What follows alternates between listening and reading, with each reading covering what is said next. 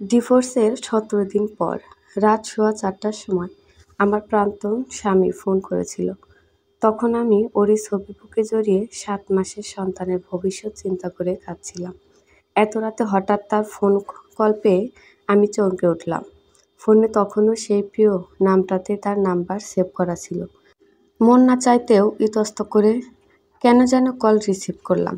সঙ্গে সঙ্গে ওপাশ থেকে সে কাতর স্বরে বলল, আমি তোমাকে ডিভোর্স দিতে চাইনি অনিন্দিতা। গোপন ফন্দি ও মমতাশূন্য পরিস্থিতি আমাকে বাধ্য করেছে। আমার সন্তান ও তোমাকে নিয়ে খুব সুন্দরভাবে আমি বাঁচতে চেয়েছিলাম। শেষ শ্বাস অবধি যেতে চেয়েছিলাম, কিন্তু বিধাতা হয়তো এমনটা চায়নি। ভাঙা গলায় বললাম, এত রাতে ফোন করে এসব তুমি কি বলছো ইমতিয়াজ? তোমার কোনো কথাই আমার বোধগম্য হচ্ছে না। তুমি আমাকে কেন ফোন করেছো? কি বলতে চাইছো? আর কখনো আমাকে ফোন করবে না। তোমার সাথে সব সম্পর্কই আমার শেষ হয়ে গেছে। আমি জানি তুমি এখনো আমাদের ডিভোর্সটা মেনে পারছো না। এমনকি এত রাতে আমার ছবি বুকে জড়িয়ে তুমি কাঁদছো। কিছু সত্য তোমাকে মেনে নিতে হবে, আর কিছু সত্য তোমাকে খুঁজে বের করতে হবে। আজ তোমাকে অনেক কিছুই বলার ছিল আমার, কিন্তু সে পর্যন্ত আয়ুষ্কাল আমার হাতে নেই। অলরেডি আমার শরীরে কাঁপুনি শুরু হয়ে গেছে অনিন্দিতা। আমার ভেতরটা ঝলসে যাচ্ছে, শ্বাস প্রশ্বাস বন্ধ হয়ে আসছে। আমাকে তুমি ক্ষমা করে দিও। তোমাকে দেওয়া কোনো কথা প্রতিশ্রুতি আমি রাখতে পারলাম না। যদি কাল শীতের সকালে তুমি শুনতে পাও আমার লাশ খাটিয়ায় উঠেছে, দয়া করে তুমি কাফন জড়ানো লাশটা দেখতে এখানে কখনো এসো না। শেষবেলা তোমাকে একটু না দেখার মানসিক আরতি আমার রয়ে গেল। তারপর ওপাশ থেকে আর কোনো আওয়াজ আসেনি, কলও কাটেনি। এভাবে আধা ঘন্টা গেল। পরে আমি ফোনটা কেটে দিই। সেদিন রাতে আমি আর চোখের পাতা বন্ধ করিনি। বাকি রাতটাও অশ্রুতে নয়ন ভিজিয়ে পার হয়েছিল আমার। পরের দিন সকালে বাড়িতে পুলিশ আসে। তাদের কাছ থেকে জানতে পারলাম ইমতিয়াজ মারা গেছে। সকালে নিজের রুমেই নাকি ওর লাশ পাওয়া গেছে। যা শুনে আমি স্তব্ধ হয়ে গেলাম। বুকের ভেতর স্যাঁত করে উঠল, চোখ থেকে পানি বের হয়ে গেল। মুখ চেপে কোনরূপ কান্না আটকে রেখেছিলাম। তারপর নিজেকে যথাসম্ভব নৈসর্গিক করে বললাম, সে কি করে মারা গেছে? পুলিশ অফিসার প্লাবন সাথে সাথে জবাব দিল, দেখে তো মনে হয় বিষ খেয়েছে। পোস্টমর্টেমের জন্য লাশ পাঠানো হয়েছে। পোস্টমর্টেম হওয়ার পর রিপোর্ট বের হলে সব খুঁটিনাটি জানা যাবে। শেষ আপনার সাথে ইমতিয়াজ ইসলামের কথা হয়, যদিও বা অত রাতে। তার ডিভোর্সের ১৭ দিন পর আপনাদের মাঝে ঠিক কী নিয়ে কথা হয়েছিল? তাছাড়া আরও বিভিন্ন বিষয় জানার জন্যই আমাদের এখানে আসা। প্রত্যুত্তরে সব কিছু বললাম। এরপরও তারা আমায় বিভিন্নভাবে জেরা করে। নিঃশঙ্কভাবে সব প্রশ্নের জবাব দিলাম। তারপর ওনারা চলে যান। সাথে সাথে আমি আমার রুমে চলে এসে ভেতর থেকে দরজা বন্ধ করে বোবা কান্নায় ভেঙে পড়ি। এরপর প্রায় ১ সপ্তাহ পর জানতে পারলাম পোস্টমর্টেমের পর ইমতিয়াজের লাশ আজ তার বাড়িতে আনা হয়েছে। দুপুর ১২টার সময় বাবাকে বললাম, জোহরের নামাজের পর ইমতিয়াজকে কবর দেওয়া হবে। আমি ওকে শেষবারের জন্য একবার দেখতে চাই। বাবা এতে নারাজ হলো। সঙ্গে সঙ্গে রাগান্বিত গলায় বলে উঠল, তুই ওখানে কিছুতেই যাবি না অনিন্দিতা। ওর সাথে তোর আর কোনো সম্পর্ক নেই। যা ছিল সব শেষ হয়ে গেছে। কোন অধিকারে যাবি তুই? কিছু না বলে চুপচাপ নিজের রুমে চলে আসি। আলমারি থেকে কালো রঙের একটা বোরকা বের করলাম। অজান্তেই কয়েক ফোঁটা চোখ থেকে পানি বের গেল। বিবাহবার্ষিকীতে ইমতিয়াজের দেওয়া উপহার ছিল এটা। খুব পছন্দের বোরকা। অতঃপর কাজের মেয়েটাকে ডেকে বললাম, আমি বের হচ্ছি। আমার ছেলে এখন ঘুমাচ্ছে। আমি না ফেরা পর্যন্ত ওকে দেখে রেখো, আর ঘুম ভেঙে গেলে সামলে নিও। বিলম্ব করব না, অতি শীঘ্রই চলে আসব। বাড়ি থেকে বের হওয়ার আগে বাবা জিজ্ঞেস করেছিল, কোথায় যাচ্ছি? কিছু বলিনি, চুপচাপ বেরিয়ে আসছিলাম। কিছু আঁচ করতে পেরে বাবা আটকানোর চেষ্টা করে, কিন্তু কোনো লাভ হয়নি। রাস্তায় কোনো যানজট না থাকলে সর্বোচ্চ ৩০ মিনিট সময় লাগবে ইমতিয়াজদের বাড়ি যেতে। ঠিক ৩০ মিনিটই সময় লাগলো। একতলা বিশিষ্ট বাড়ি। ঢের দিন পর এ বাড়িতে পা রাখলাম। শহরা অঞ্চলে এ বাড়িটা করার জন্য ইমতিয়াজকে কতই যে কাঠখড় পোড়াতে হয়েছিল, ও জীবন সংগ্রামের কোনো কথাই আমার অজানা নয়। কত শত মানুষের ভিড় থাকবেই তো। লাশের খানিকটা দূরে ছেলে হারানো মায়ের আর্তনাদ, যা আমার বুকের ভেতরে পীড়া আর্তনাদকে আরও বাড়িয়ে দিচ্ছিল। আমি বেশিক্ষণ সেখানে থাকিনি, থাকতেও পারিনি। শেষবার ও ফ্যাকাশে যাওয়া মুখটা দেখেই চলে এসেছিলাম।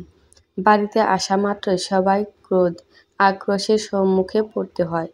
সবার মুখে একই প্রশ্ন, কাউকে কিছু না বলে আমি কোথায় গিয়েছিলাম? ভাবি তো বলেই ফেলে, বেহায়া মেয়ে, লজ্জা শরমহীন, নিশ্চয় বোরকা পরে ওর প্রাক্তন স্বামী লাশ দেখতে গেছিল। আমি কারো কোনরূপ প্রশ্নের জবাব দেইনি। সোজাসাপটা নিজের রুমে চলে আসি। কাজের মেয়েটার কোলে অমিত কাঁদছিল তখন। অমিতকে কোলে নিয়ে কাজের মেয়েটাকে যেতে বললাম। মায়ের কোলে আসতে অমিতের কান্না মুহূর্তেই থেমে যায়। আমার তখনও সবকিছু স্বপ্নের মতো লাগছিল।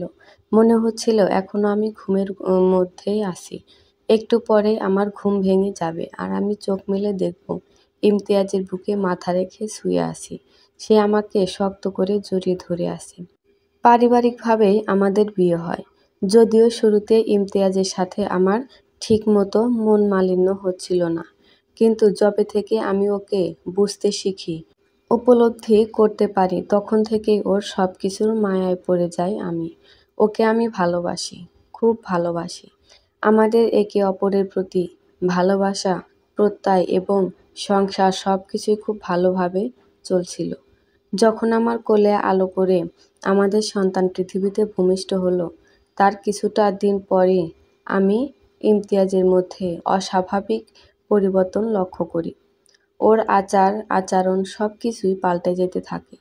শান্তশিষ্ট স্বভাবের ইমতিয়াজকে আমি দিনের দিন রাগান্বিত, খিটখিটে মেজাজের হতে দেখি। তারপর হঠাৎই একদিন হুট করে অফিস থেকে এসে সে আমায় ডিভোর্সের কথা জানালো। ভেবেছিলাম মজা করে বলেছে, তাই একদমই অবাক হইনি। কিন্তু আমি বাকরুদ্ধ হয়ে গেছিলাম তখনই, যখন ইমতিয়াজ আমার গায়ে হাত তোলে। এত বছরের সংসার জীবনে ইমতিয়াজের কখনো আমার গায়ে হাত উঠায়নি। সেই দিনই প্রথম ছিল। ডিভোর্স চলাকালীন আমি আমার বাবার বাড়িতেই ছিলাম। ডিভোর্সটা আটকানোর কতই না চেষ্টা করেছিলাম, সব চেষ্টায় বৃথা যায়। এমনকি ইমতিয়াজের মাও ওর বিপক্ষে ছিল। উনিও কখনো চাননি আমাদের ডিভোর্স হোক। ছেলেকে কত বুঝালেন, কত চেষ্টা করলেন, তবুও কোনো লাভ হয়নি। আমি এখনো সঠিক কোনো কারণ খুঁজে পেলাম না ও আমাকে কেন ডিভোর্স দিল। যতবার জিজ্ঞেস করেছি, কেন ডিভোর্স দিচ্ছ, ততবারই কোনো জবাব পাইনি। অন্য কোনো মেয়ের সাথেও ওর কোনোরূপ সম্পর্ক ছিল না। পরিশেষে আমার সাথে সে থাকতে চায় না, মানিয়ে নিতে পারছে না এবং আরও বিভিন্ন অজুহাত, অযৌক্তিকর কথাবার্তা দাঁড় করিয়ে আমাদের ডিভোর্স হয়। রেস্টুরেন্টের ডান দিকে জানালার পাশে টেবিলে বসে উপরোক্ত কথাগুলো বলেই এবার থামল অনিন্দিতা। টেবিলের অপর প্রান্তে লাচ্ছি খেতে ব্যস্ত আহসানুল সরকার। এতক্ষণ যাবৎ এতগুলো গুরুত্বপূর্ণ কথা বলার পরেও এহসানুল সরকারকে স্বাভাবিকভাবে লাচ্ছি খেতে দেখে অনিন্দিতা বেশ অবাক হলো। পরক্ষণে আবার বলে উঠল, আপনি আমার বলা সব কথা শুনছেন তো? মৃদুস্বরে এহসানুল সরকার জবাব দিল, হ্যাঁ, আপনাকে দেখে তো মনেই হচ্ছে না আপনি এতক্ষণ যাবৎ আমার বলা সব কথাই মনোযোগ সহকারে শুনছেন। প্রথমে সবাই এমনই মনে করে। আপনি কি আরও কিছু বলবেন? হ্যাঁ, বলুন। পোস্টমর্টেম রিপোর্ট থেকে পুলিশ বলেছে ইমতিয়াজের মৃত্যু বিষক্রিয়ায় হয়েছে। বিষ খেয়েছে 13 ঘন্টা আগে। মৃত্যু হয় শেষ রাতের দিকে। বিষয়টা নাকি এমন, আমাদের দেশসহ পাশের অনেক দেশেও সচরাচর পাওয়া যায় না। বিভিন্ন মানসিক চাপে ভুগছিল বিধায় ইমতিয়াজ বিষ খেয়ে আত্মহত্যা করতে চেয়েছিল বলে 3 মাস পর কেসটা বন্ধ করে দেওয়া হয়। কিন্তু আমার বিশ্বাস ইমতিয়াজ আর যাই হোক আত্মহত্যা করতে পারে না। তাছাড়া হুট করে ইমতিয়াজের পাল্টে যাওয়া, আমাদের ডিভোর্স, তারপর শেষ রাতে ইমতিয়াজের ফোন করা, এরপর অস্বাভাবিক মৃত্যু, এই সব কিছুর পেছনে নিশ্চয়ই কোনো বড় কারণ রয়েছে আমার মনে হয়। আর কি সেই কারণ তা আপনাকে খুঁজে বের করতে হবে। জানেন, শান্তিতে ঘুমাতেও পারি না আমি। শেষ ফোন কলে ইমতিয়াজের বলা সেই কথাগুলো শুধু আমার কানে ভাসে। রোজ রাতে ঘুম ভেঙে যায়, চিৎকার করেও কাঁদতে পারি না, মুখ চেপে বোবা কান্না করতে হয়।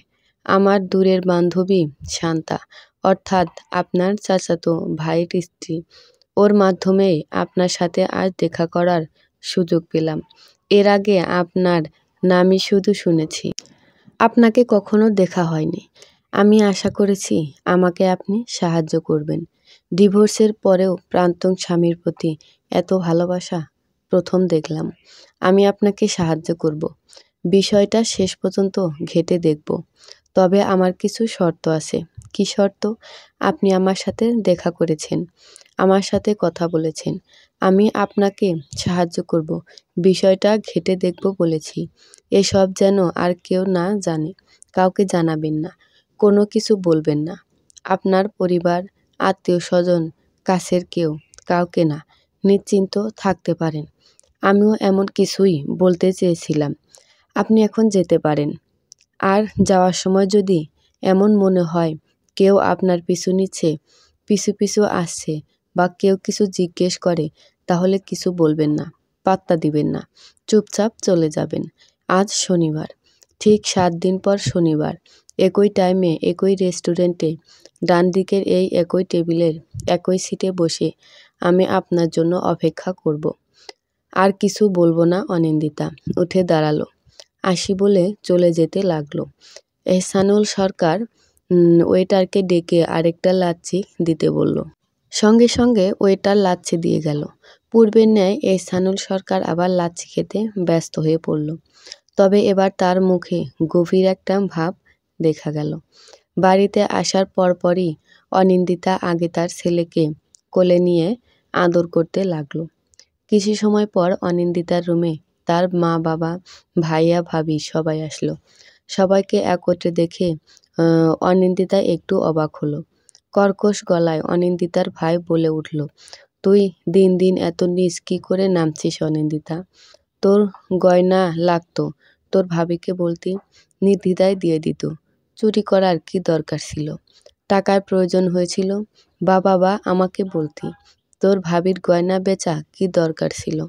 আচমকা নিজের ভাইয়ের মুখে থেকে এমন কথা শোনা মাত্রই আঁতকে উঠল অনিন্দিতা। অবাক আশ্চর্যের শেষ সীমানায় পৌঁছে অনিন্দিতার সাথে সাথে জবাব দিল, ছি, এসব তুমি কি বলছো ভাইয়া? আমি কেন ভাবির গয়না চুরি করতে যাব? নিশ্চয় তোমার মাথা খারাপ হয়ে গেছে। মাথা খারাপ হয়নি, ঠিকই আছে। আমি কি করে বলবো কেন তুই গয়না চুরি করতে গেছিস? কেন এমন করছিস সেটাই তো জানতে চাইছি। কি প্রমাণ আছে? কেন মিথ্যা বলছো ভাইয়া? কেন মিথ্যা দোষারোপ দিচ্ছ? আমি কিছুই বুঝতে পারছি না। এসব হচ্ছেটা কি? আর বাবা মা তোমরাই বা কিছু বলছো না কেন?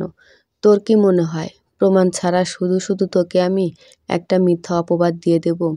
গতকাল থেকে তোর ভাবির একটা গয়না পাওয়া যাচ্ছিল না। আজ তোর রুমে গয়না বিক্রি করার জুয়েলার্সের একটা কাগজ পাওয়া যায়। কিছুটা সন্দেহ বশে সেই জুয়েলার্সের দোকানে খোঁজ নিয়েই জানতে পারি তুই তাদের কাছে একটা গয়না বিক্রি করেছিস, আর সেই গয়নাটাই হলো তোর ভাবির। বাবা মা ও কিছু বলবে না, কারণ সব প্রমাণিত বিপক্ষে। পাশ থেকে অনিন্দিতার ভাবি বলে উঠল, তোমার বোনকে এটাও জিজ্ঞেস করো সেই টাকা দিয়ে কি কি করেছে। আর কিছুদিন পরপরই বাচ্চাকে কাজের মেয়েটার কাছে রেখে কই যায়, কার সাথে দেখা করতে যায়। যতবার জিজ্ঞেস করা হয় ততবারই কোনো জবাব দেয় না, চুপ করে থাকে, এড়িয়ে যায়। আজ যেন ও কোনো কিছু থেকে রেহাই না পায়। অনিন্দিতা বলল, আমি জানি না, আমি গয়না চুরি করিনি। মিথ্যা, সব মিথ্যা। অনিন্দিতার ভাই প্রস্তুতরে বলল, দেখো, বাবা মা তোমাদের আদুরের মেয়ে এখনো অস্বীকার করে যাচ্ছে। কোনো অনুশোচনা নেই। তোমরা আর চুপ থেকো না, তোমরা তো সবই জানো। নীরব মনোভাব ভেঙে অনিন্দিতার বাবা অনিন্দিতাকে উদ্দেশ্য করে এবার বলে উঠল, কোলে যদি নানা ভাই না থাকতো তাহলে এতক্ষণে তোকে ঠাটিয়ে দুটো চড় দিতাম।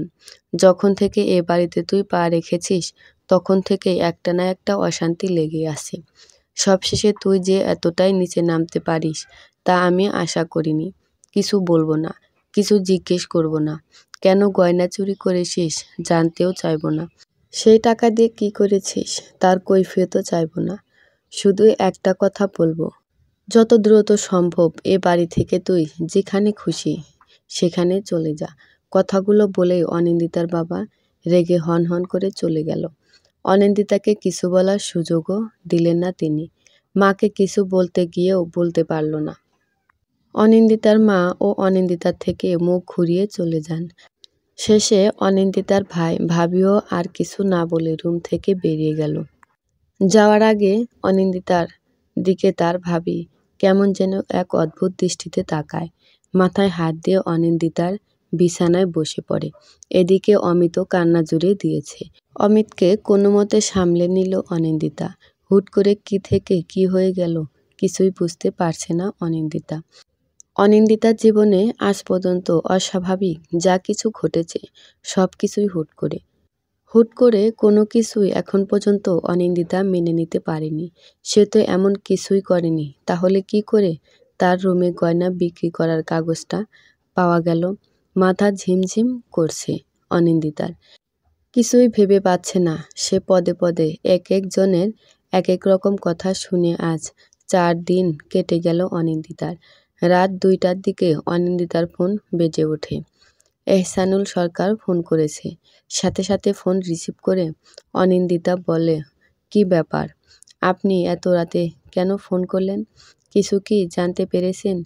তীক্ষ্ণ গলায় এহসানুল সরকার বলল, আপনি আমার কাছে অনেক কিছুই লুকিয়েছেন, যেটা উচিত হয়নি। আপনার যে আগে বয়ফ্রেন্ড ছিল সেটা কেন জানাননি? এমনকি বিয়ের পরও আপনি ওর সাথে 5 বার দেখা করেছিলেন। চমকে ওঠে অনিন্দিতা।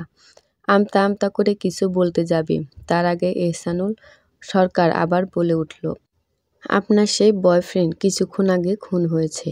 তার সারা ডায়েরি জুড়ে শুধু 4টা কথাই লেখা ছিল, অনিন্দিতা ঠক, অনিন্দিতা প্রতারক।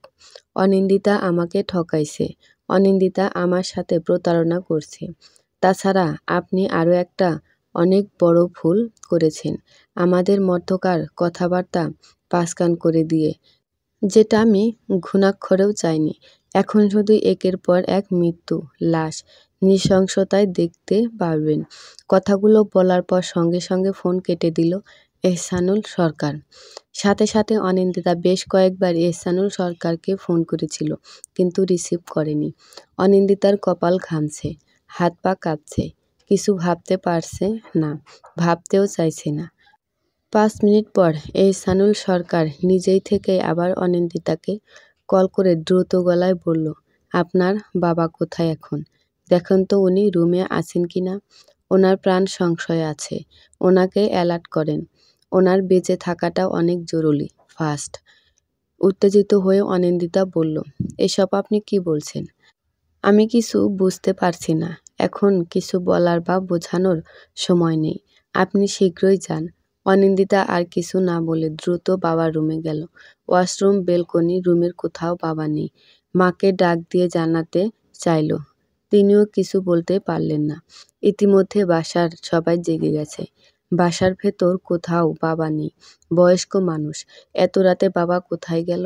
সবার মনে এখন একই প্রশ্ন। বাসার মেইন দরজা খোলা, বাইরে একবারও খোঁজা হয়নি, দেখা হয়নি। সবাই দ্রুত গতিতে বাইরে গেল।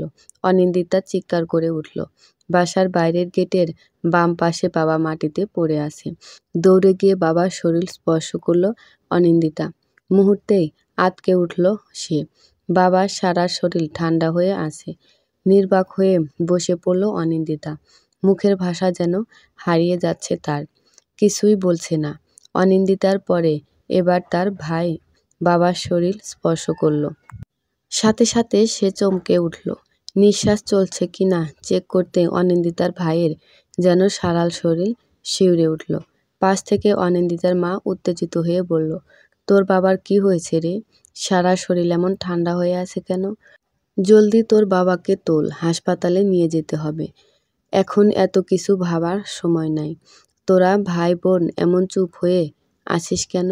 কাঁপা কাঁপা স্বরে অনিন্দিতার ভাই বলে উঠল, তার কোনো প্রয়োজন নেই, বাবা আর নেই। বাবার শ্বাস চলছে না, সারা শরীর এমনি এমনি ঠান্ডা হয়ে ওঠেনি। কি বাজে কথা বলছিস, জ্বর খাবি কিন্তু।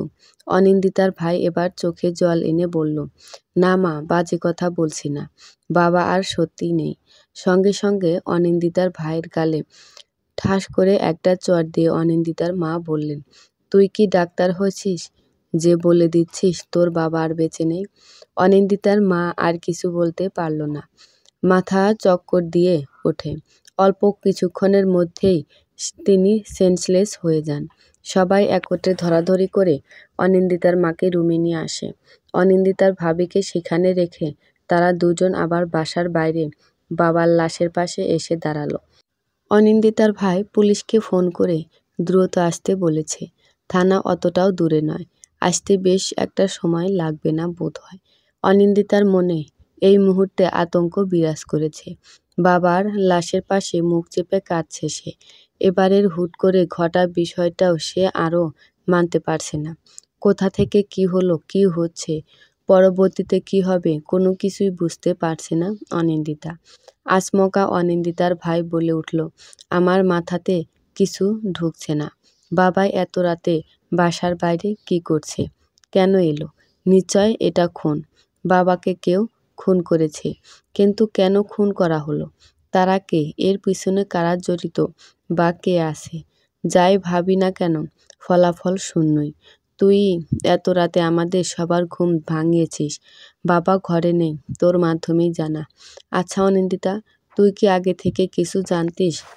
আমার তো এখন সব বিষয়ে তোর ওপর সন্দেহ হয়। বাবার মৃত্যুর পেছনে তোর কোনো হাত নেই তো? শেষ পর্যন্ত নিজের ভাইয়ের মুখে এমন কথাও যে অনিন্দিতাকে শুনতে হবে তা সে কমিনকালেও আশা করেনি। ছলছল চোখে ভাইয়ের দিকে তাকিয়ে অনিন্দিতা বলল, আমি বাবার খুন? ছি, আমি মাথায়ও আনতে পারছি না। তুমি এসব কি শুরু করেছো ভাইয়া? 4 দিন আগে গয়না নিয়ে একটা মিথ্যা দোষারোপ আমার ওপর চাপিয়ে দিলে, আর আজ বাবার মৃত্যুর দোষও। কেন এমন করছো? প্রস্তুত্তরের আগের গেটের বাইরে পুলিশের গাড়ি এসে ব্রেক করলো। কিছু বলতে গিয়েও কেন যেন বলল না অনিন্দিতার ভাই। গাড়ি থেকে দ্রুত কয়েকজন পুলিশ নেমে এলো, সাথে থানার ওসিও আছে। ইশারায় বাবার লাশ দেখিয়ে দিল অনিন্দিতার ভাই। বাবার লাশ যেমন ছিল তেমনই আছে, কোনো নড়াচড়া করা হয়নি। যদি কোনো প্রমাণ নষ্ট হয়ে যায় তাই। কয়েকজন আশেপাশে কিছু খুঁজে বেড়ানো আর কয়েকজন লাশটাকে ভালো করে দেখছেন। আশেপাশে তেমন কিছু পাওয়া গেল না, তবে লাশের নিচে একটা খাম পাওয়া গেল, কালো রঙের খাম, যেটা লাশের নিচে চাপা পড়েছিল। খামটা এখনো খোলা হয়নি। ভেতরে কি আছে সেটাও কারো জানা নেই। খাম হাতে নিয়ে থানার ওসি অনিন্দিতার ভাইকে জিজ্ঞাসা করল, গলায় দাগ, শরীরের আর কোথাও কোনোরূপ চিহ্ন নেই। মনে তো হচ্ছে শ্বাসরুদ্ধভাবে খুন করা হয়েছে। তবে এত রাতে আপনার বাবা এখানে কি করছিলেন? কিছু কি জানেন? আমি ও আমার স্ত্রী ঘুমাচ্ছিলাম। এত রাতে মা ও বোনের চিৎকার চেঁচামেচি শুনে আমাদের দুজনেরই ঘুম ভেঙে গিয়েছিল। পরে জানতে পারলাম বাবা বাসায় নেই। সারা বাড়ি তন্ন তন্ন করে খুঁজেও বাবাকে কোথাও পাওয়া গেল না। এদিকে বাসার মেইন দরজাটাও খোলা ছিল, বাইরে একবারও খোঁজা হয়নি। বাইরে আসা মাত্রই গেটের পাশে বাবাকে এভাবে মাটিতে পড়ে থাকতে দেখি কাউকে সন্দেহ হয়? হ্যাঁ হয়, অবশ্যই সেটা আমার বোনকে। আমি আমার বোন অনিন্দিতাকে সন্দেহ করি।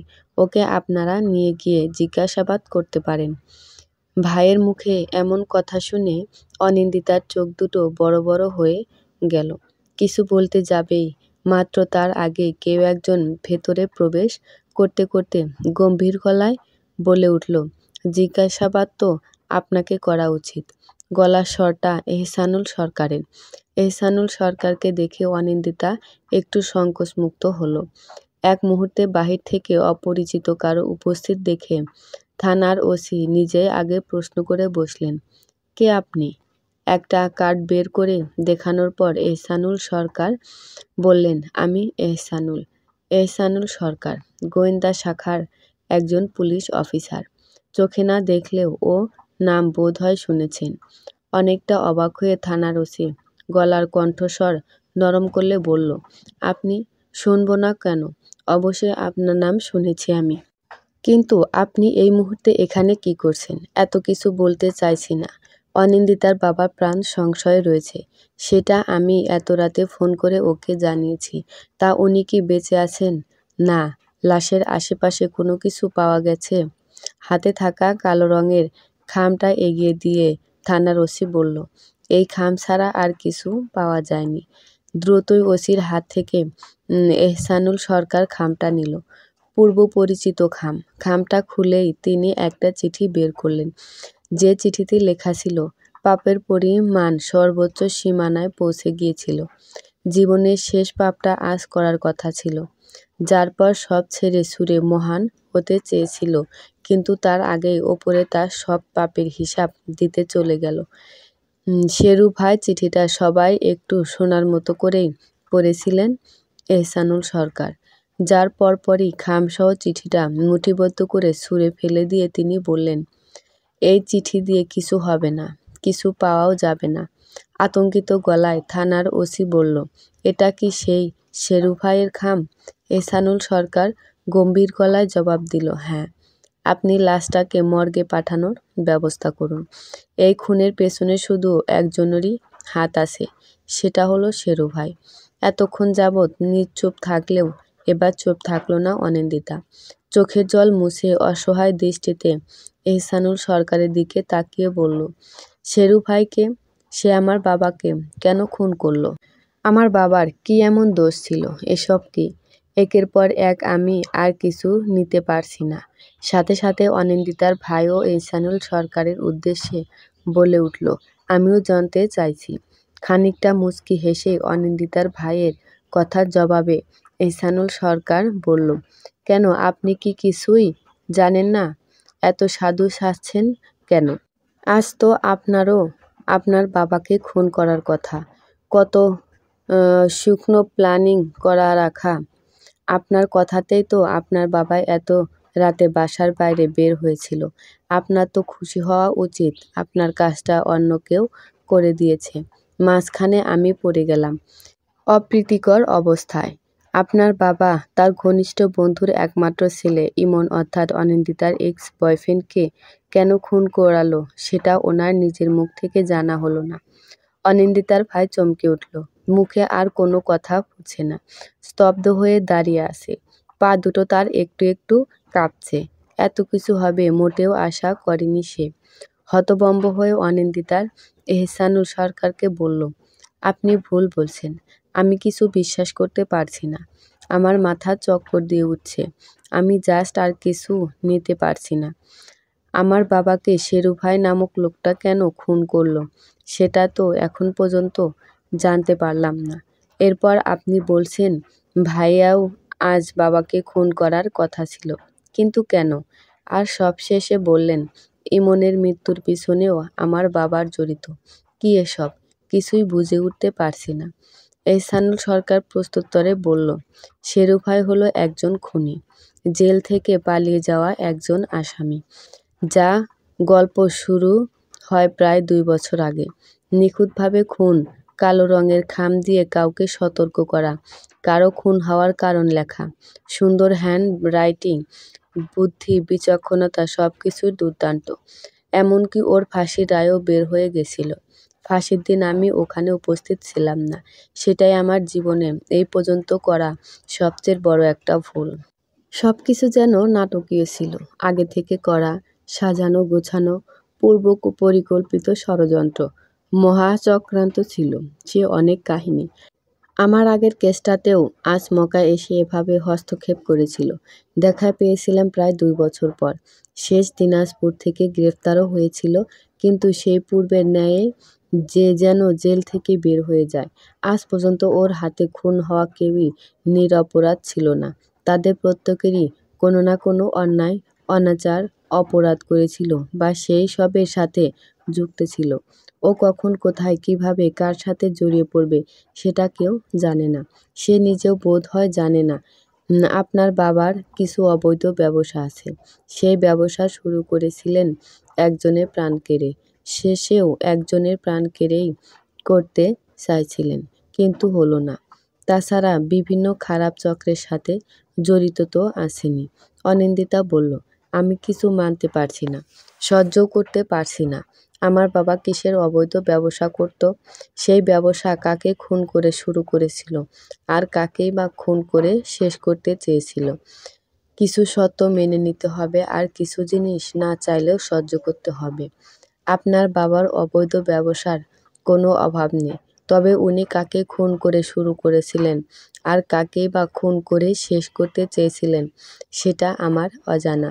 তাছাড়া আপনার বাবা কেন আপনার এক্স বয়ফ্রেন্ড ইমনকে খুন করিয়েছেন সেটাও আমার অজানা। তবে আরেকটা কথা জেনে নিতে পারেন, আজ থেকে অনেক বছর আগে আপনার মামার গুম হওয়ার বিষয়ে।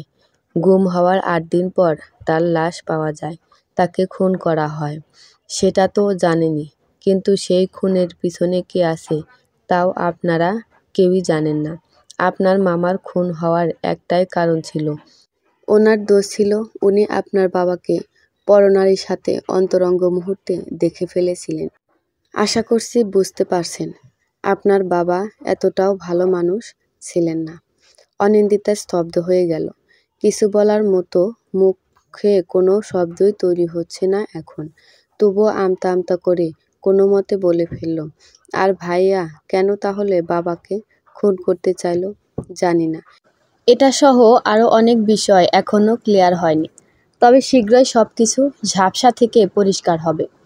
আপনার ভাই আর ভাবিকে জিজ্ঞাসা করলেই সব জানা যাবে। আপনার ভাই তো এখন মুখে কুলু এঁটেছে, চুপ করে আছে, কিছুই বলছে না। অবশ্যই এখন আর কিছু বলবেনও না বোধ হয়। ওসি সাহেব, একে গাড়িতে তুলুন, সাথে ওনার স্ত্রীকেও থানায় নিয়ে গিয়ে যেমনই হোক কথা বের করুন। ঠিক সেই মুহূর্তে অনিন্দিতার ভাবি বাসার ভেতর থেকে বাইরে আসতে আসতে বললেন, গাড়িতে তুলুন মানে? আমরা কেন থানায় যাব? এহসানুল সরকার গম্ভীরভাবে জবাব দিলেন, সেটা থানায় গেলেই বুঝবেন। আপনাদেরকে থানায় কেন নিয়ে যাওয়া হচ্ছে সেটাও আপনারা ভালোই জানেন। এত অভিনয়ের কোনো দরকার নেই। দুপুর 12টা পর্যন্ত আপনাদের স্বামী স্ত্রীকে কোনো রকম টর্চার করা হবে না। সেই পর্যন্ত সময় দেওয়া হলো সব কিছু স্বীকার করে নেওয়ার। কথাগুলো বলার পরপরই থামল এহসানুল সরকার। একটু নীরব ভূমিকা পালন করে কি যেন ভাবতে লাগলেন তিনি। অনিন্দিতা ভাবিকে আর কিছু বলতে দিল না কনস্টেবল। ওসির নির্দেশে তাদের উভয়কে গাড়িতে তোলা হলো। যার একটু পরই অনিন্দিতার বাবার লাশ মর্গে পাঠানোর ব্যবস্থা করা হয়। এহসানুল সরকার এখনও নীরব। নীরব হয়ে কি ভাবছে কে জানে। অনিন্দিতা তো কথা বলারই উৎস খুঁজে পাচ্ছে না, কোনো কিছুর হিসেবও মিলাতে পারছে না। অতঃপর এহসানুল সরকার বলে উঠল, আচ্ছা, এত কিছু হয়ে গেল, আপনার মাকে তো দেখতে পেলাম না। আমার তো খেয়ালই ছিল না। অনিন্দিতার সাথে সাথে জবাব দিল, মা সেন্সলেস হয়ে গিয়েছিল, ধরাধরি করে ভেতরে নিয়ে যাওয়া হয়েছে। এহসানুল সরকার আর কিছু না বলে কাকে যেন কল করে 5 মিনিট কথা বলে। তারপর অনিন্দিতাকে উদ্দেশ্য করে আবার বলল, রাত 4টা বেজে 8 মিনিট, সকাল হতেই বা আর কতক্ষণ? আমি দুপুর 12টার পরে আপনাদের বাসায় আসব। বাকি সব কথা তখন হবে। আপনি নিজেকে একটু শান্ত করে এখন বাসার ভেতর চলে যান, আপনার মায়ের কাছে যান। তাছাড়া আপনার ছেলেও তো রুমে একা। অনিন্দিতা আর কিছু বলল না, তার কিছু বলতেও ইচ্ছে করছে না। চোখের জল মুছে বাসার ভেতরে চলে গেল। এহসানুল সরকারও সকাল সকাল থানায় আসবে ওসিকে কথাটা বলে তাড়াহুড়া করে নিজ গাড়ি করে চলে গেল। দুপুর 2টা বাজতে আর 2 মিনিট বাকি। এহসানুল সরকার মাত্রই অনিন্দিতাদের বাড়ি এসে পৌঁছিল। অনিন্দিতার মায়ের করুণ অবস্থা। অনিন্দিতার থেকে সব কিছু শুনেছেন তিনি। কোনো কিছু মেনে নিতে পারছেন না, মানতেই কষ্ট হচ্ছে। যে কষ্ট অনেক তীব্র, এহসানুল সরকার সান্ত্বনা প্রকাশ করে অনিন্দিতার মাকে উদ্দেশ্য করে বলে, আপনার ছেলে ও তার স্ত্রী সব কিছু স্বীকার করে নিয়েছে। তারা জানিয়েছে সম্পত্তির লোভে এমন কিছু করার চিন্তাভাবনা করেছিল। অনিন্দিতাকে তার অংশ থেকে বঞ্চিত করাই তাদের মূল লক্ষ্য ছিল। তাই প্রথমে গয়না চুরি ও বিক্রি করার মিথ্যা অভিযোগ লাগিয়ে অনিন্দিতাকে সবার সামনে চোর ও ছোট করার চেষ্টা করলো। তারপর বিভিন্নভাবে বাবার কান ভাঙাতে লাগলো, কিন্তু তাতেও কোনো কাজ হচ্ছিল না দেখে শেষমেশ কিছুটা স্ত্রীর প্ররোচনায় নিজ বাবাকে হত্যার পরিকল্পনা করে। কোনোমতে ওনাকে বাসার বাইরে নিয়ে আসে। এরপর প্ল্যান অনুযায়ী ওনাকে বাসার সামনে থেকে 3 জনের একটা গ্রুপের কিডন্যাপ করার কথা ছিল। তারপর ভয় ভীতি দেখিয়ে সব কিছু লিখে নেওয়ার পর খুন। এখানে আসছি মেইন পয়েন্টে। অনিন্দিতার বাবা তার ঘনিষ্ঠ বন্ধুর ছেলে ইমন অর্থাৎ অনিন্দিতার এক্স বয়ফ্রেন্ডকে খুন করার জন্য যাদেরকে কন্ট্যাক্ট দিয়েছিল তাদেরকেই অনিন্দিতার ভাইও নিজের বাবাকে কিডন্যাপ করার পর সম্পত্তির একটা কাগজে সাইন করিয়ে খুন করার কন্ট্যাক্ট করেছিল। কুখ্যাত কন্ট্যাক্ট কিলার মাত্র 3 জনের একটা গ্রুপ। এমন কোনো কাজ নেই যে তারা করে না। তাদের সাথে দেখা করার কোনো সুযোগ নেই। একে অপরের মুখোমুখির তো প্রশ্নই আসে না। এক কথায় তারাও আপনাকে কখনো দেখবে না, দেখতে চাইবেও না। আপনিও তাদের কখনো দেখতে পারবেন না। এমনভাবে তাদের কাজকর্ম চলে আসছিল। যেহেতু দুটো কন্ট্রাক্ট একই দিনে ছিল, তাই একই দিনেই তারা দুটো কাজ একসাথে শেষ করতে চেয়েছিল। ইমনকে খুন করার পরই অনিন্দিতার বাবাকে কিডন্যাপ করার কথা ছিল তাদের, কিন্তু দুর্ভাগ্যবশত তারা আমার কবলে পড়ে যায়। নিজ বাড়িতেই ইমনকে খুন করার পর চলে যাওয়ার সময় ধরা পড়ে। অনিন্দিতার বয়ফ্রেন্ড আছে জেনে অত রাতেই আমি ইমনদের বাড়ি গিয়েছিলাম কিছু জিজ্ঞাসা করার জন্য। অনিন্দিতা যদি আগে থেকে আমাকে জানাতো তার আগে একজন বয়ফ্রেন্ড ছিল, তাহলে আমাকে নির্ঘুমে রাত বিরাতে এতটাও ছুটাছুটিও করতে হতো না। অনেক আগেই অনেক কিছু জেনে যেতাম। গতকাল রাত 2টার সময় অনিন্দিতাকে ফোন করে ইমনের ব্যাপারে বেশ কিছু কথা বলার পর সাথে সাথে কল কেটে দিয়েছিলাম। সব কিছুর পরেও কেন যেন আমি সংকোচ মুক্ত না হতে পেরে 5 মিনিট পর আবার কল করে অনিন্দিতাকে বলেছিলাম তার বাবার প্রাণ সংশয়ে আছে। দুজনের মধ্যে একজন অন্তত বেঁচে থাকলে না জানা অনেক প্রশ্নের উত্তর পেতাম, অনেক রহস্যের সমাধান পেতাম। এতক্ষণ যাবৎ চুপচাপ এহসানুল সরকারের কথাগুলো শুনছিল অনিন্দিতা ও তার মা। অনিন্দিতা বলল, আমি ওর মতো একজন বেঈমান প্রতারকের কথা আপনাকে জানাতে চাইনি। তাই বারবার বলতে চেয়েও সেদিন বলতে পারিনি। ও একজন ঠক। ভালোবাসার নামে আমাকে ঠকিয়েছে। ইমনের সারা ডায়েরি জুড়েও এমন কিছুই লেখা ছিল। লেখাটা তার নিজের হাতের লেখাই। কে কাকে ঠকিয়েছে সেটা আমি এখন জানি না। জানতেও তেমন একটা সময় লাগবে না।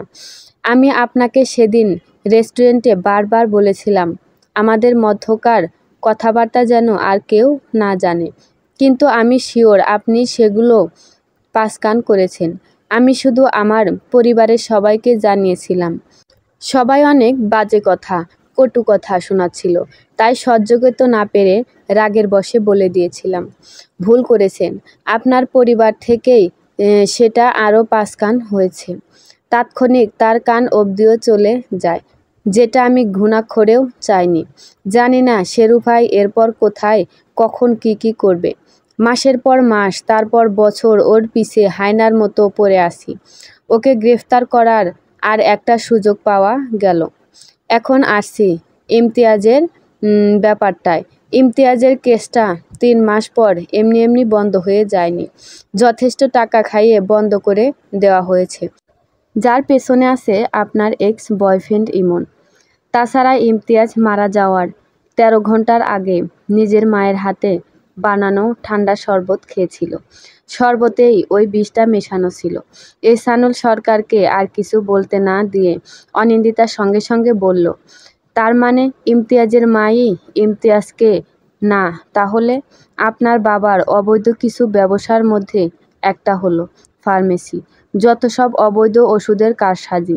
সেই ফার্মেসিতেই ইমতিয়াজের মৃত্যু যে বিষের জন্য হয়েছে তার একটা শিশি পাওয়া গেছে। তার মানে আপনি বলতে চাইছেন ইমতিয়াজের মৃত্যুর পিছনে আমার বাবা আছে? এখনও সঠিক জানি না, তবে এটা শিওর ভাবে বলেছি আপনার আর ইমতিয়াজের ডিভোর্সই হয়নি। আপনারা আইন অনুযায়ী এখনও স্বামী স্ত্রী। এখনও সঠিক জানি না, তবে এটা আমি শিওরভাবে বলছি আপনার আর ইমতিয়াজের ডিভোর্সই হয়নি। আপনারা আইন অনুযায়ী এখনও স্বামী স্ত্রী। চমকে উঠল অনিন্দিতা। সঙ্গে সঙ্গে বসা থেকে উঠে দাঁড়ালো। এমন কিছু শোনার জন্য একদমই অপ্রস্তুত ছিল সে। বাক্যহীন হয়ে জিজ্ঞাসা দৃষ্টিতে এহসানুল সরকারের দিকে তাকিয়ে আছে অনিন্দিতা। পাশ থেকে অনিন্দিতার মা ভেঙে যাওয়া গলায় বলে উঠল, এটা কি করে সম্ভব? আমাদের সবার সামনে সাইন হলো, ডিভোর্স হলো, সব কিছু। এহসানুল সরকার গলায় গম্ভীরতা এনে বলল, ডিভোর্স পেপারটাই যদি আসল না হয়, সব কিছু আগে থেকে সুন্দরভাবে পরিকল্পনা করা হয়, তাহলে ডিভোর্সটা হয় কী করে? অনিন্দিতা প্রস্তুতরে বলল, প্লিজ সব কিছু বুঝিয়ে বলুন। সত্যি বলছি, আমার মাথায় আর কিছু ঢুকতে চাইছে না। একের পর এক ট্র্যাজেডি মেনে নিতে দুষ্কর হয়ে উঠছে। এহসানুল সরকার বলল, চেয়ারম্যান সহ আরও অনেকেই এর সাথে জড়িত। ডিভোর্সের প্রথম থেকে শেষ পর্যন্ত সমস্ত কাগজ সবকিছু মিথ্যা। পরিকল্পিত সুন্দর একটা প্ল্যানিং ছিল, আর এই প্ল্যানিং স্বয়ং ইমতিয়াজই করেছিল। অনিন্দিতা আবারও চমকে উঠে বলল, কি বলছেন এসব? কিন্তু কেন? কিসের জন্য এই প্ল্যানিং? এসব করার কারণটা ঠিক কী? যেটুকু জেনেছি সেইটুকুই আপাতত জানালাম, এর বেশি কিছু না। এখন আমাকে ইমনের ব্যাপারে কিছু কথা বলুন। ইমন আপনাকে কিভাবে ঠকালো? ওর সাথে আপনার রিলেশন কেন ভাঙলো? অনিন্দিতা বলল, ওর নাম শুনলেও আমার সারা গা ঘিন ঘিন করে ওঠে। ইমনকে আমি ঘৃণা করি, অনেক ঘৃণা করি। আমার ভালোবাসা নিয়ে খেলেছে, আমার আবেগ অনুভূতি সব কিছু নিয়ে খেলা করেছে। আমার সাথে রিলেশন চলাকালীনই ইমনের আরও একটা মেয়ের সাথে সম্পর্ক ছিল, যাকে ইমন গোপনে বিয়ে করে। তার ওপর মেয়েটা ছিল প্রেগন্যান্ট। মেয়েটা প্রেগন্যান্ট হওয়ার পরই ইমন ওকে বিয়ে করেছিল। এটা নিয়ে পরে অনেক ঝামেলাও হয়। এই সূত্র ধরেই ইমনের বাবার সাথে আমার বাবার বন্ধুত্বটা নষ্ট হয়ে যায়। এহসানুল সরকার বলল, আপনার ভাই ভাবিও এমনই কিছু বলেছিল। তারপরও আপনার নিজের মুখ থেকে একবার জানতে ইচ্ছে করলো, তাই জিজ্ঞাসা করা। অনিন্দিতার মা এতক্ষণ যেন নীরব ভূমিকা পালন করছিলেন। চুপচাপ কপালে হাত দিয়ে কথাগুলো শুনছিলেন।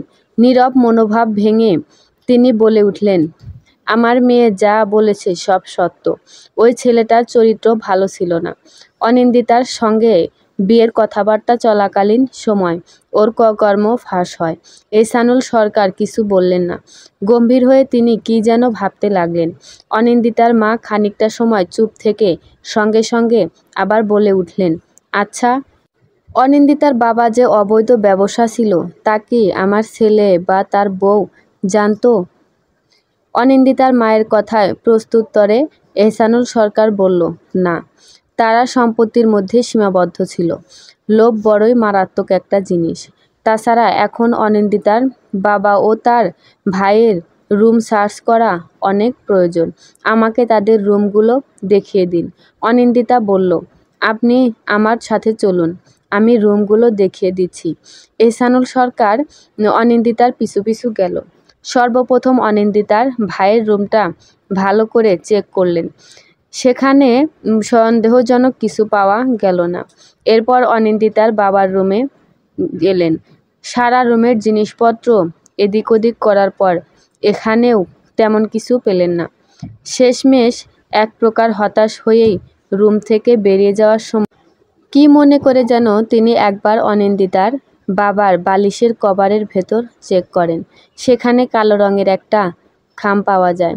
অযথা সময় নষ্ট না করে দ্রুত খাম খুলে চিঠিটা বের করার পর মনে পড়তে শুরু করলেন। চিঠিটায় লেখা ছিল, কিছু কিছু মানুষকে জানিয়ে আর কিছু মানুষকে না জানাতে দিয়ে ওপরে জবাবদিহিতার জন্য পাঠাতে আমার ভীষণ ভালো লাগে। আপনার পাপের হিসেব করা হচ্ছে, লিস্ট করা হচ্ছে। জানিয়ে রাখলাম, যদি আপনি কখনো গুম হয়ে যান বা খুন হন, তাহলে এর পেছনে এ যাবৎ আপনার করা সমস্ত কুকর্মগুলোই একমাত্র দায়ী থাকবে। শেরু ভাইপাস থেকে অনিন্দিতার বলে উঠল, এটা কি সেই খাম? চিঠিতে কি লেখা আছে? এহসানুল সরকার প্রত্যুত্তরে বলল, হ্যাঁ, এটাই সেই খাম। নিচে ছোট করে একটা তারিখও লেখা আছে। খামটা 1 মাস আগের। চিঠিটা পড়ে আমি যা বুঝতে পারলাম, অনেক আগে থেকে আপনার বাবা শেরু ভাইয়ের টার্গেটে ছিল। এজন্যই বোধহয় 1 মাস আগে বাবাকে অনেক ভয় ভীতিতে এবং চিন্তিত দেখাচ্ছিল। পূর্বের ন্যায় চিঠিটা বাস করে কালো রঙের খামের ভেতর রেখে এহসানুল সরকার বলল, আজ তাহলে আমি আসি। যেতে হবে আমায়। যে কোনো প্রয়োজনে আমি আবার আসব। এখনো অনেক কিছু সমাধান হয়নি। খোঁজাখুঁজি করতে হবে। সব কিছুর জট খুলতে হবে। তন্মধ্যে 1, আপনার বাবা কাকে খুন করে অবৈধ ব্যবসা শুরু করে আর কাকেই বা খুন করে সব কিছু শেষ করতে চাইছিলেন। 2, ইমনকে আপনার বাবা কেন খুন করালো? 3, ইমন কেন টাকা খাইয়ে ইমতিয়াজের কেসটা বন্ধ করে দিয়েছিল? 4, সবশেষে ইমতিয়াজের মৃত্যুর আসল রহস্য কী? আর সে কেনই বা ডিভোর্সের একটা সুন্দর নাটক সাজালো? আরও অনেক কিছু। কথাগুলো বলার পর এহসানুল সরকার এক মুহূর্ত আর দাঁড়ালো না। সোজাসাপটা অনিন্দিতাদের বাসা থেকে বের হয়ে আসলো। এখনও অনেক রহস্যের সমাধান খোঁজার বাকি। আজ 27 দিন চলে গেল। এখনও এহসানুল সরকার বাকি 4টা রহস্যের কোনো সমাধান খুঁজে পেলেন না। এখনও সেই স্থানে সকল বিষয়েই তিনি শূন্য ছাড়া আর কিছুই পাননি। কেটে গেল আরও বেশ কটা দিন। প্রায় পাগল বেশে যেন এদিক ওদিক ঘুরে বেড়াচ্ছিলেন তিনি। অতঃপর 1 মাস 17 দিন পর সব কিছুর উত্তর খুঁজে পেলেন। সব রহস্যের সমাধান পেলেন। নির্ঘুমে রাত বিরেতে এখানে ওখানে ছোটাছুটি সহ কোনো কিছুই যেন ওনার বৃথা যায়নি। এই মুহূর্তে অনিন্দিতাদের বাসায় সিঙ্গেল একটা সোফায় বসে আছে এহসানুল সরকার। সামনেই 3 সিটের সোফায় সব কিছু জানার অধীর আগ্রহ অনিন্দিতা এবং তার মা বসে আছে। 5 মিনিট হলো, উনি এখনও এসেছেন। নীরবতা ভেঙে এহসানুল সরকার বলল, অনিন্দিতার বাবা তার অবৈধ ব্যবসা অনিন্দিতার মামাকে খুন করেই শুরু করেছিলেন। বহু বছরের অবৈধ ব্যবসা। অনিন্দিতার বাবার পরনারীর সাথে অন্তরঙ্গ মুহূর্ত চোখে দেখাসহ অবৈধ কিছু ব্যবসা শুরু করার কথাবার্তাও তিনি জানতেন। সব কিছু ফাঁস ও শেষ হওয়ার ভয়ে অনিন্দিতার মামাকে গুম করার পর খুন করানো হয়। শেষটা অনিন্দিতার মা অর্থাৎ আপনাকেও দিয়ে করতে চাইছিলেন। ওনার মৃত্যুর 3 দিন আগে উনি মাঝরাতে ব্যালকনিতে দাঁড়িয়ে নিজের অনেক গোপনীয় কথাবার্তা কারো সাথে ফোনে বলছিলেন। সেই মুহূর্তে পেছন থেকে আপনি ওনার কাঁধ স্পর্শ করেন। ঘুম ভাঙার পর ওনাকে দেখতে না পেয়েই তখন ব্যালকনিতে গিয়েছিলেন। সেই দিন অনিন্দিতার বাবা সুন্দরভাবে সব কিছু ম্যানেজ করে নিলেও পরে আপনার অল্প কিছু কার্যকলাপে ওনার মনে সন্দেহের সৃষ্টি হয়। ওনার মনে হচ্ছিল সেই দিন রাতে আপনি সব কিছু জানতে পেরে গেছেন। সব জেনে আপনি অভিনয় করে যাচ্ছেন, অথচ আপনি কিছুই জানতেন না। এ বয়সে জেলে যেতে চাননি, গেলেও নিশ্চিত ফাঁসি। এই সামান্য সন্দেহবশে তিনি সেদিন আপনার খুনেরও ব্যবস্থা করে রেখেছিলেন। অনিন্দিতা বলল, তাহলে ইমনকে বাবা কেন কন্ট্রাক্ট কিলার দ্বারা খুন করালো? এহসানুল সরকার অনিন্দিতার প্রশ্নের জবাবে বলল, ইমনকে খুন করার একটাই কারণ ছিল। ইমন জানত আপনার বাবা ফার্মেসির নামে অবৈধ সব কারসাজি করে। এমনকি এটা নিয়ে আপনার বাবাকে ইমন ব্ল্যাকমেল পর্যন্ত করেছিল। সবশেষে ওই দিনই অনিন্দিতার বাবার সব কিছুর ইতি টানার কথা ছিল, কিন্তু সাথে ওনার ইতিও যে হবে সেটা উনি বোধহয় কল্পনাও করেননি। অনিন্দিতার মা বলল, অনিন্দিতার বাবার সম্পর্কে আমি আর কিছু শুনতে চাই না। ঘৃণা জন্মে গেছে। তুমি ইমতিয়াজের ব্যাপারটা একটু ক্লিয়ার করে বলো। এহসানুল সরকার বলল, ফেঁসে যাওয়ার ভয়ে ইমতিয়াজের কেসটা টাকা খাইয়ে ইমন জোরপূর্বক কোনোভাবে বন্ধ করিয়েছিল। অবশ্যই ইমনকে দিয়ে এক প্রকার করানোই হয়। ইমতিয়াজ যে অফিসে চাকরি করত সেই অফিসের বস একজন মেয়ে, তবে বিধবা। 3 বছর আগে ওনার স্বামী মারা যায়, পরে আর বিয়ে করেনি। শুরু থেকেই ইমতিয়াজের ওপর ওনার নজর ভালো ছিল না। সুদর্শন পুরুষ হওয়ায় ইমতিয়াজের প্রতি উনি প্রথমে একটু আকৃষ্ট হয়েছিলেন। এরপর ধীরে ধীরে আরও আকৃষ্ট হতে থাকেন। একসময় ইমতিয়াজকে ভালোবেসে ফেলে, যদিও এটাকে ভালোবাসা বলা যায় কিনা জানি না। ইমতিয়াজ বিবাহিত। ইমতিয়াজের স্ত্রী অন্তঃসত্ত্বা। কিছুদিন পর বাচ্চা হবে। সব কিছু জানা সত্ত্বেও ইমতিয়াজকে বেশ কয়েকবার বিয়ের প্রস্তাবসহ অনেক কুপ্রস্তাবও দিয়েছিল। তবে ইমতিয়াজ মানুষ ভালো ছিল, কিছুটা সরল মনের।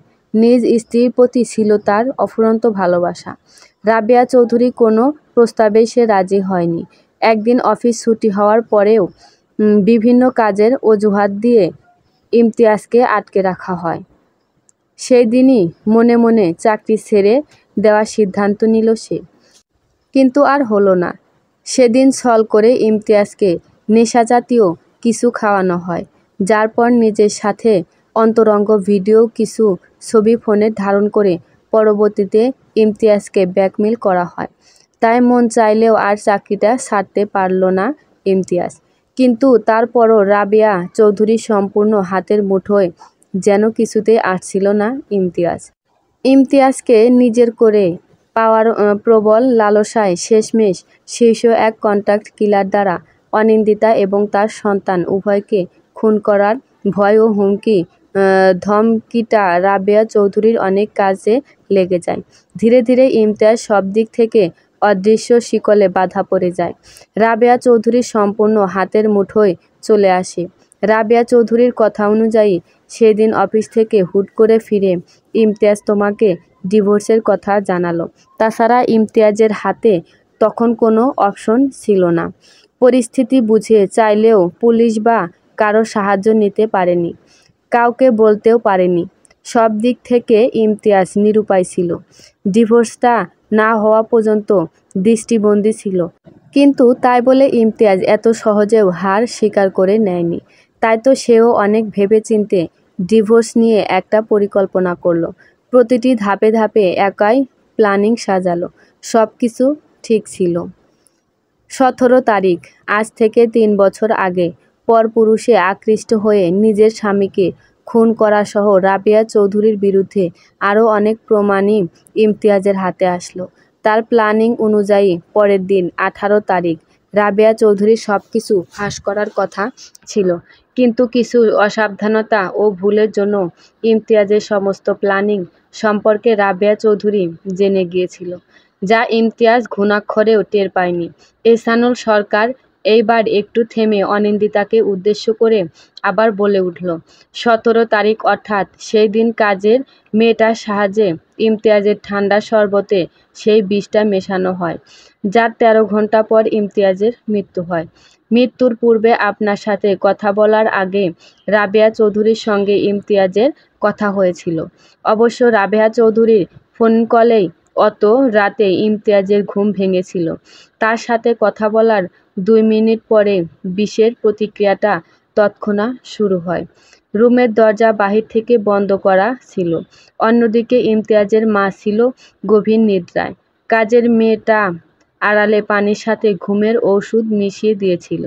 ইমতিয়াজের মায়ের ইমতিয়াজ ছাড়া পৃথিবীতে আপন বলতে আর কেউই ছিল না। সেই দিন ছেলের হাজারো চিৎকার চেঁচামেচি ও যন্ত্রণা আর্তনাদে ওনার ঘুম ভাঙল না। স্বল্প সময়ের মধ্যে দুর্দান্ত পরিকল্পনা করেছিল রাবেয়া চৌধুরী। তবে ইমতিয়াজকে খুন করার বিষয়ে বারবার ভেবেছিলেন তিনি।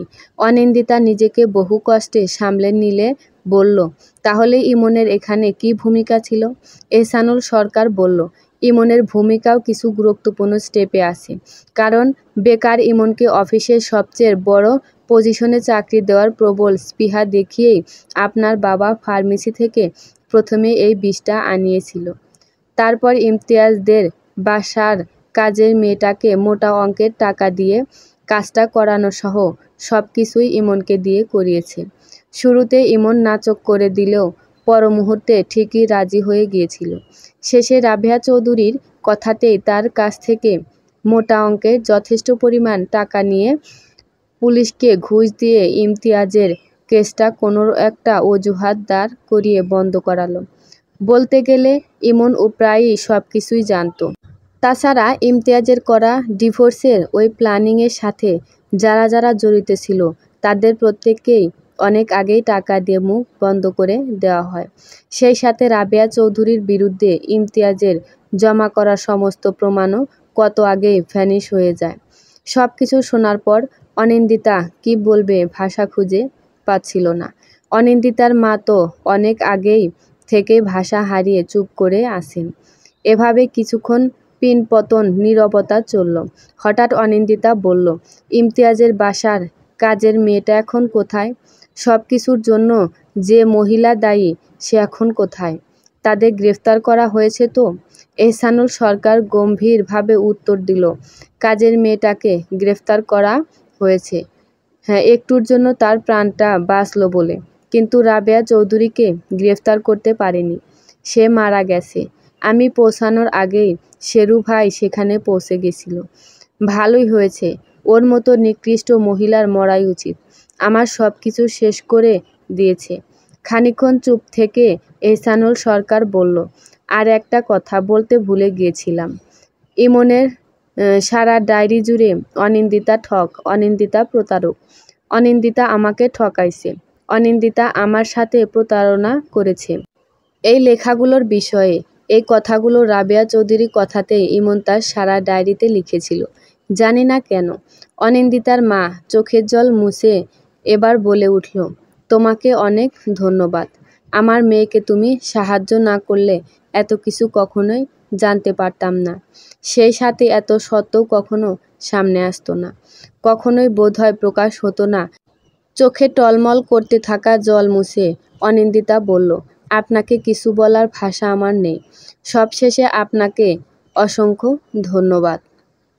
অতঃপর আরও কিছুক্ষণ তাদের সাথে ভালো মন্দ অনেক কথা বলার পর এহসানুল সরকার অনিন্দিতাকে উদ্দেশ্য করে বলল, তাহলে আমি আসি। ইমতিয়াজের মাকেও সব কিছু জানাতে হবে। তারপর আমাকে আমার বাড়িতে ফিরতে হবে। ভালো থাকবেন আপনারা। ৮ দিন পর সকাল 10টায় রেস্টুরেন্টের ডান দিকের একটা সিটে বসে লাচ্ছি খাচ্ছিল এহসানুল সরকার। লাচ্ছি তার ভীষণ পছন্দের।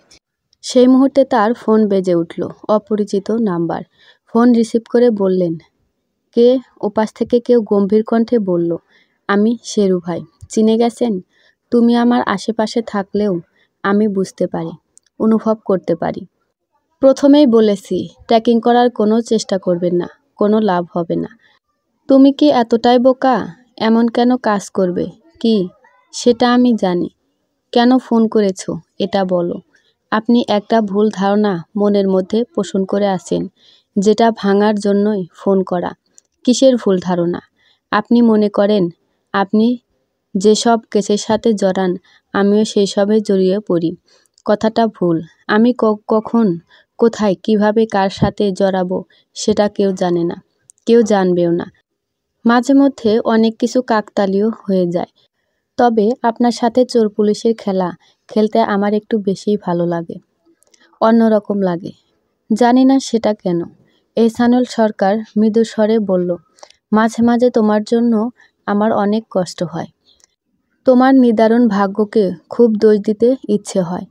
জন্মানোর পর যদি তুমি বাচ্চা চুরির চক্রে না পড়তে, তাহলে নিশ্চিত আজ তুমি আমার পাশে থাকতে, আমার নিঃসঙ্গতার সঙ্গী হতে পারতে। আজ থেকে প্রায় 2 বছর আগে যদি তোমার ফাঁসি হয়ে যেত, তাহলে আমি বোধহয় কখনো জানতেও পারতাম না সেই তুমি কিনা আমার আপন রক্তের ভাই। এ কথা আমি বা তুমি ছাড়া আর কেউ জানে না, জানবেও না কখনো, কাউকে জানতেও দিব না। ভেবো না নরম করে কথা বলছি দেখে আমি তোমাকে ছাড় দিব, কখনোই না। 2 বার রক্ষা পেয়েছো। 2 বছর আগে তোমার ফাঁসি মহাচক্রান্তের পিছনে যারা জড়িত ছিল তারা সবাই সেদিন ধরা পড়েনি। আসল 2 জন কালপিট গ্রেফতার হয়নি। তারাই আবার তোমাকে দ্বিতীয়বার জেল থেকে পালাতে সাহায্য করেছিল। ভেবো না বারবার তুমি এভাবে পালাতে পারবে, বারবার তোমার বিষয়টা ধামাচাপায় পড়ে যাবে। এখনও জানি না সেই কালপিট দুজনকে, জানতেও বোধ হয় বেশি সময় লাগবে না। নিজের কোনো শেষ ইচ্ছে থাকলে সেটা পূরণ করে নিতে পারো, কারণ এইবার গ্রেফতার হলে তুমি আর পালাতে পারবে না। খুব শীঘ্রই তুমি হোঁচট খেয়ে পড়তে চলেছ, যা তোমার অন্ত নিশ্চিত করবে। তোমার সেই পড়ে যাওয়ার অপেক্ষায় রইলাম, যার পর আমি নিজ ইচ্ছায় চাকরি ছেড়ে দিব, মাকে নিয়ে দেশ ছেড়ে বিদেশে চলে যাব। ফোনের ওপাশ থেকে প্রত্যুত্তরে শেরু ভাই কর্কশ গলায় বলল, লাভ নেই, আপনি আমাকে কখনোই ধরতে পারবেন না। আপনার চাকরি চলে যাবে, ততদিনে বুড়ো হয়ে যাবেন, আপনি অবসরে চলে যাবেন, আপনার সব কিছু থেমে যাবে। কিন্তু আমি বুড়ো হলেও আমার কোনো অবসর নেই, আমার কোনো কাজকর্ম থামবে না, কখনোই না। আপনার গল্প হয়তো আমি চোর হিসেবে পুলিশ, কিন্তু আমার সব গল্পে আমি ছাড়া বাকি সবাই চোর। শেরু ভাইয়ের গল্প, শেরু ভাইয়ের কাহিনী কখনো শেষ হওয়ার নয়, সমাপ্ত।